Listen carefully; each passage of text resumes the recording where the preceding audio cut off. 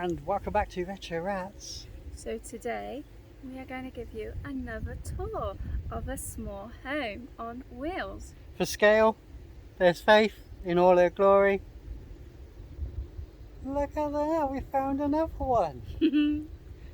So come along and join us. Come and have a tour.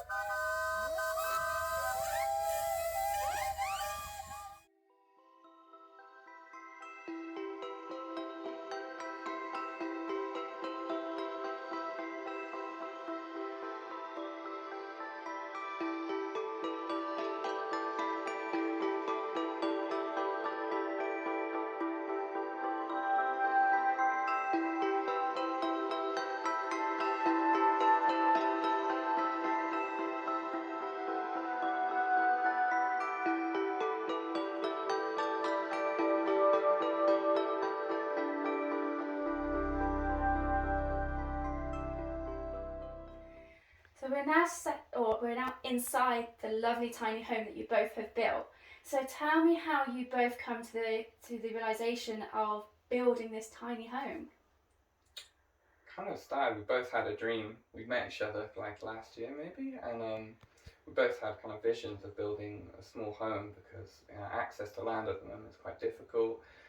Having a permanent structure there requires planning permission, and having movable structures is kind of it's not exactly like the way in, but it is a way in which people can access land and access living on land, and we both wanted to come back to our roots, come back to nature, make things sustainable. Like with the state of the world at the moment, like it feels like the only feasible solution.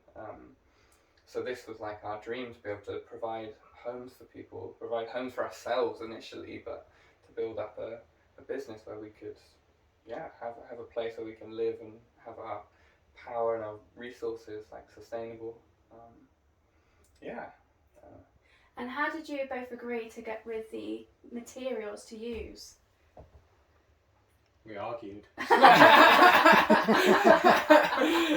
quite a lot. We tried to use upcycled materials like throughout the home, things that we could find, like all the floorboards and the side, all panels are all scaffold boards and pallet boards, and the windows as well. We just like picked them off Facebook Marketplace actually and built them all ourselves. Wow. So yeah, that kind of kept the cost down, but still, like, they were very solid materials. You know they're going to work. They stood the test of time already. But yeah, a lot of arguing as well. Evan's quite a stick expert as well, I would have to say. So he's definitely, wherever we've got, you see incorporated sticks into the space. Yeah. I'd say that was definitely inspired by Evan, from the light switches to the handles on the cupboards to the little stick locking mechanisms and the little toilet roll holder. I suppose with that though as well, then, if say the unfortunate happened and they did break, they're very easy to replace. The thing is, these are less likely to break than the machine timber. You know, It's very true. Seasoned hardwood that's just been like not cut or having the grain broken up. So.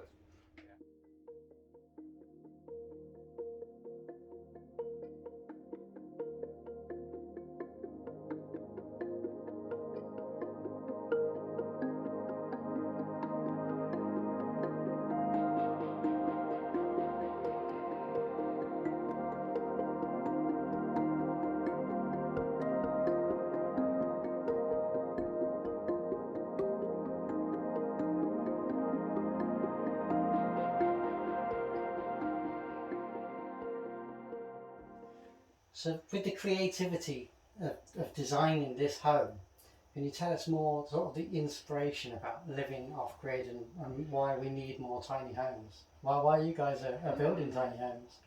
Why we need more tiny homes, Yeah. So, like at the moment, we're seeing a big shift in, like, especially this is seen in like the prices of fuel and food going up.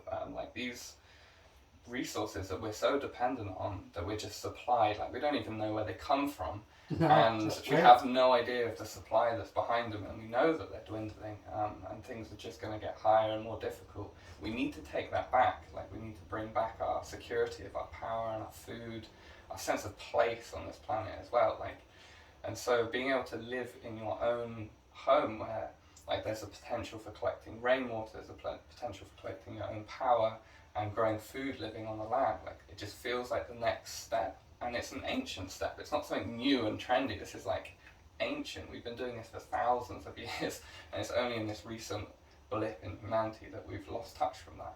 Yeah. So having the opportunity to live on a bit of land with all of the crazy laws and like things that are kind of inhibiting us from doing that, this is an option to be able to like take that step. To be on the land, to take back those resources, you need to be able to live on a bit of land.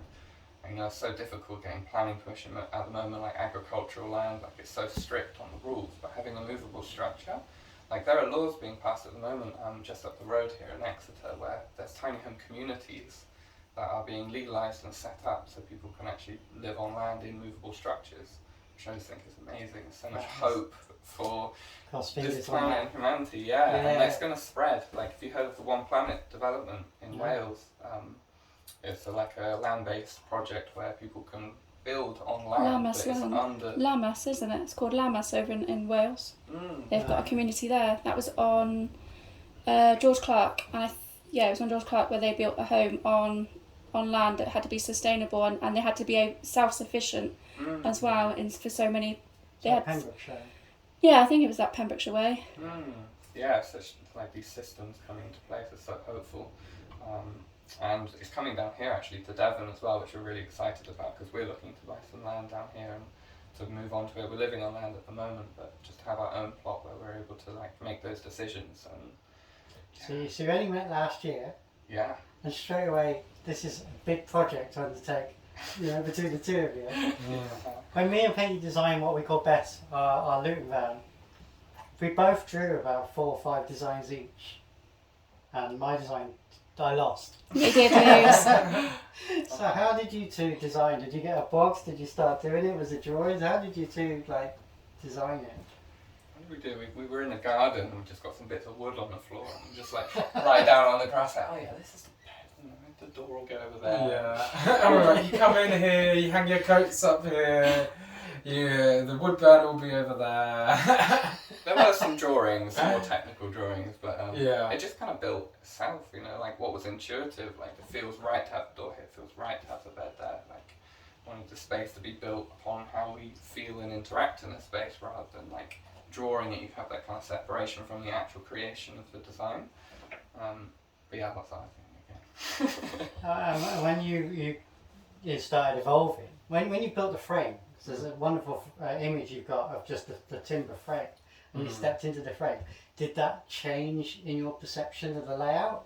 Oh yeah, it changed the whole way along. I think it was a constant like, oh no, actually I thought it should go there, but now that should go there, and then I thought that should go there, oh now it should go there, and then actually it wants to be this eye, and how high do we want the seat, or where do we want the windows, because we made all the windows as well. Picked up the windows on Facebook Marketplace and made our own window frames and just deciding the height of them. And like just checking the seat height, and when standing high, where does it need to be? I sat on a bucket. Yeah, a stack of wood. Like, A few tyres. Yeah, that's right. How high is that? Yep, 28 inches.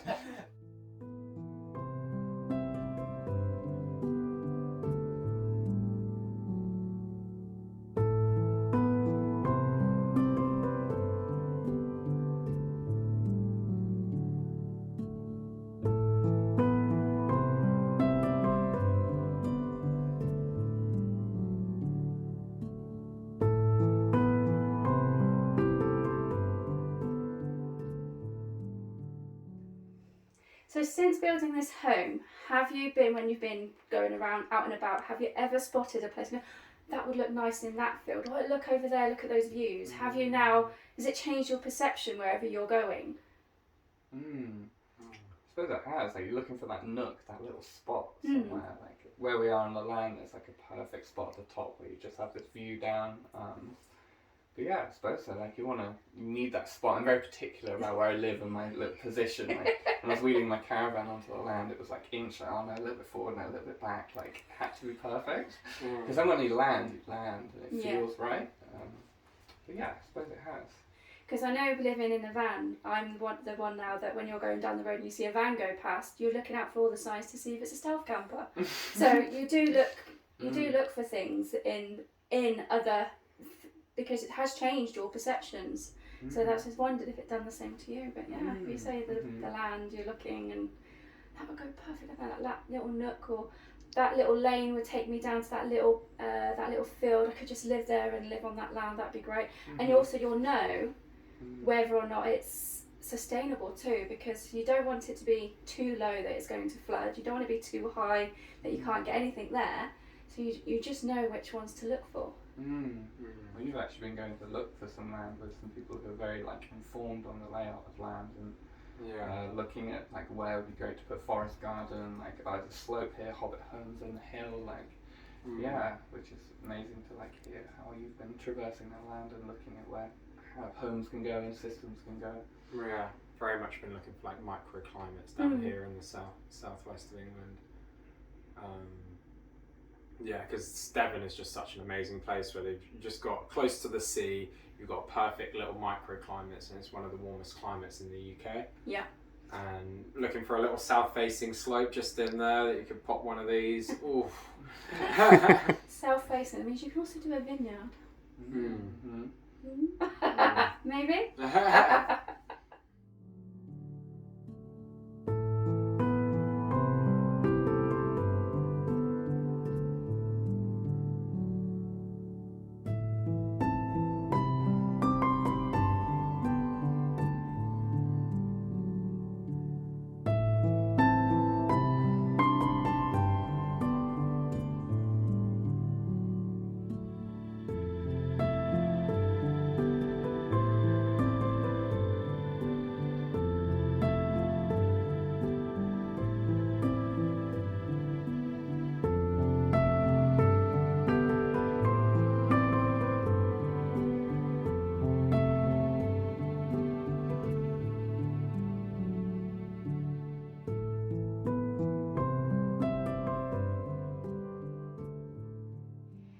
So normally when you have a tiny space, you have white paint inside, but you've gone for green, so, or as you call it, weathered the storm.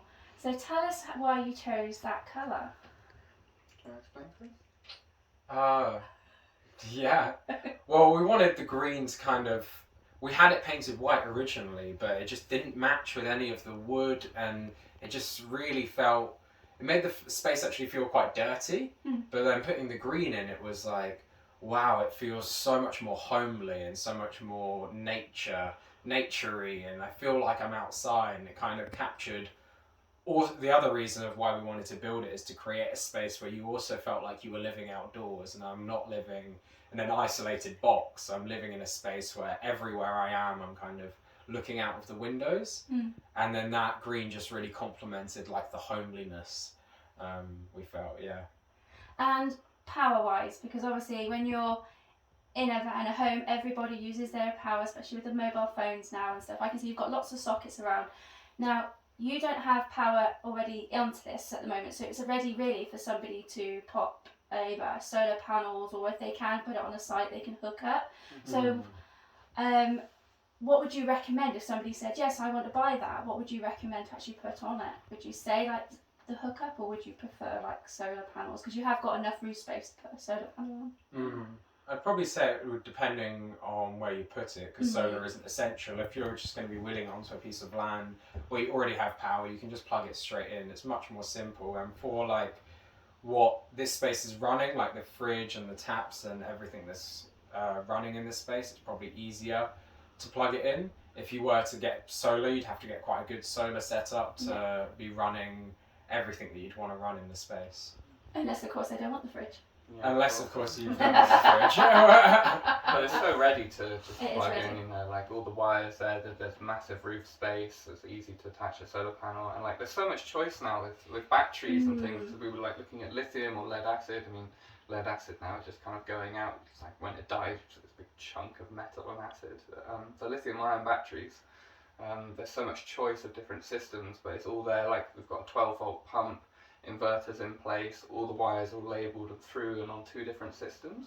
So if you want to have just like the lights powered by solar, but then you want to have the pump on the plug, like there's the option to do so. That's really cool. That's really cool. I was going to say about the water, because you have got a water tank in here for drinking water as well, so that's a really good bonus as well for those who do live off grid and don't have that. Yeah, yeah, it's like a 100-litre container in there, so it's like it lasts a long while. Yeah, that sounds really cool.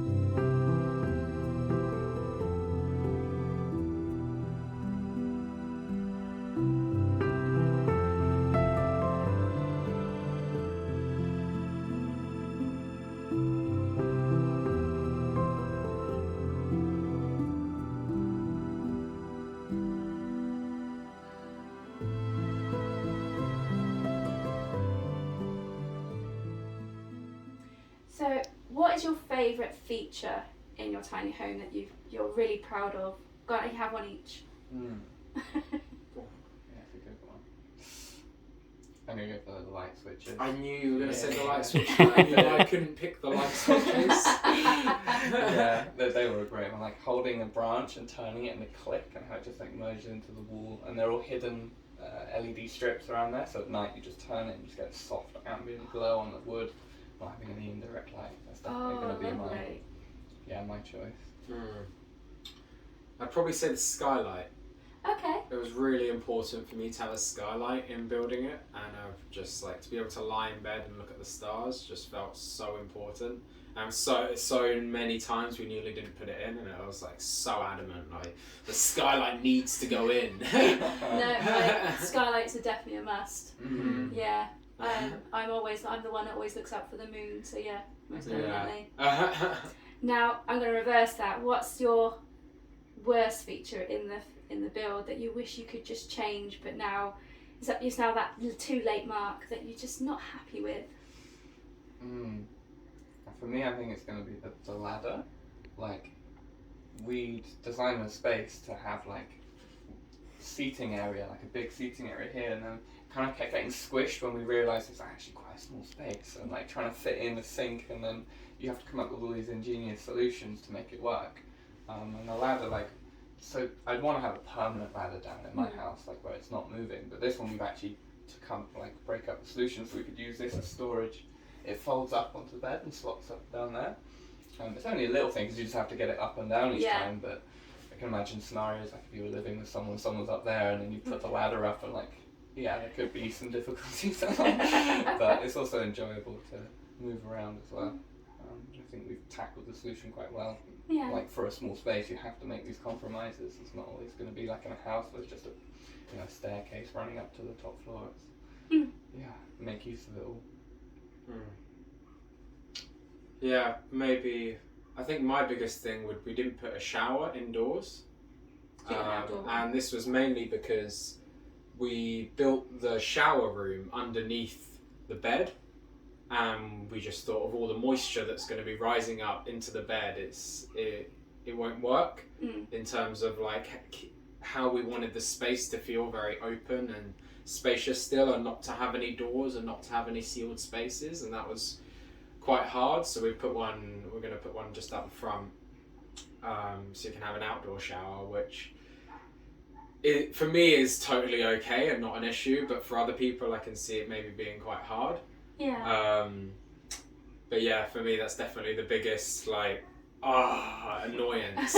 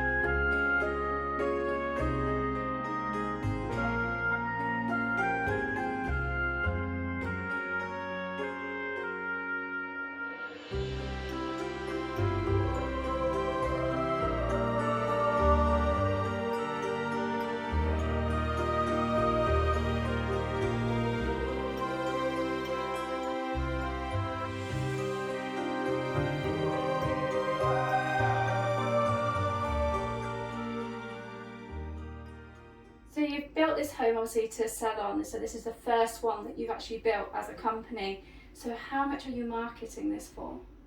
So at the moment, the home is up for 50,000.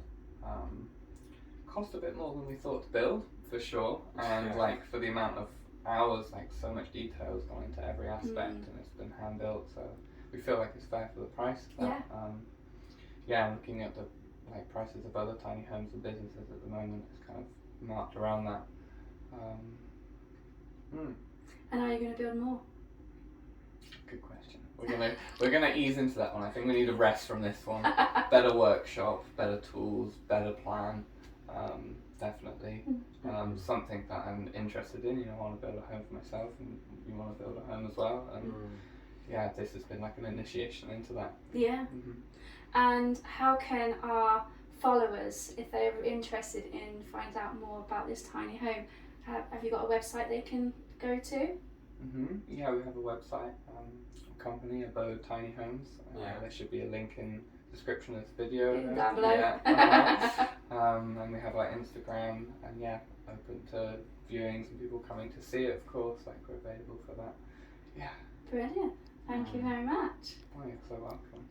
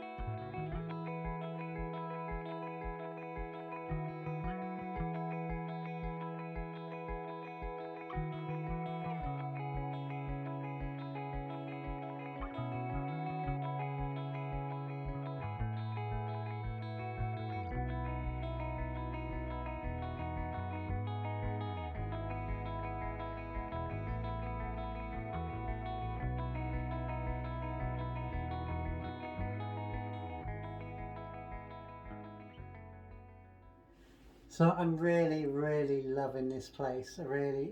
Just the vibe in here is absolutely wonderful. I can definitely, this is home. And I just think you guys have done an amazing job. So thank you ever so much for this amazing interview and the chance to come and see this tiny home. Thank you ever so much. You're so welcome. Thank you.